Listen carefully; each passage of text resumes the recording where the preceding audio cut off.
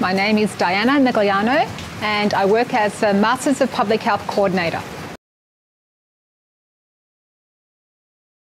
So I'm a diabetes epidemiologist, and an epidemiologist is someone who studies epidemics of disease, and I study chronic disease like diabetes, heart disease and obesity. There have been a few highlights. I think that probably in the last 8 or so years, I think my highlight was getting my first competitive national grant where I was the chief investigator. So that was a really big deal. And my second highlight happened just last year where I became a senior NHMRC research fellow, which is a prestigious fellowship, and it took me 3 years to get.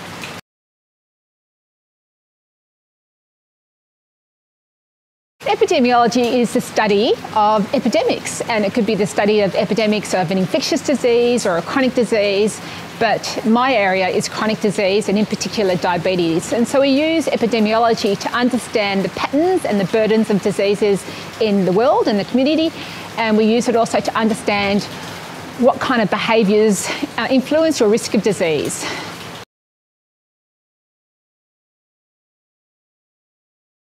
So a case control study is a type of epidemiological study design, and it's where we sample, we do our sampling with disease which has already occurred. So we start with, say if I want to do a case control study on diabetes and some risk factor, I will start by collecting my cases, which will be people with diabetes, and then I'll collect amongst the same broader population a sample of controls, which will be people without diabetes. And I will take both those groups of people and I'll ask them about their exposure, some retrospective exposure, or I might measure them, or measure their BMI, or ask some information about them, but it's a little bit retrospective. So a cohort study is a stronger design than the case control study, and in this design you sample with the exposure. So you take a group of people in the community, and they might be selected in a particular way, and then you ask them lots of questions about their exposures, whether they smoke, whether they eat a lot of fat, whether they have hypertension, for example.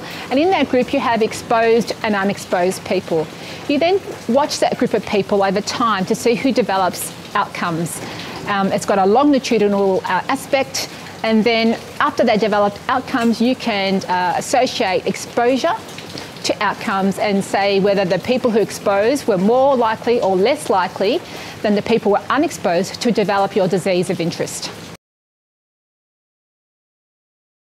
We do these studies to understand whether certain risk behaviours influence disease. So the most famous cohort study on risk and disease was the British doctor study, which looked at doctors and compared smoking doctors to non-smoking doctors to see who developed cancer and heart disease. And we found from that study that smoking was an extremely high risk factor for lung cancer and a very strong risk factor for heart disease.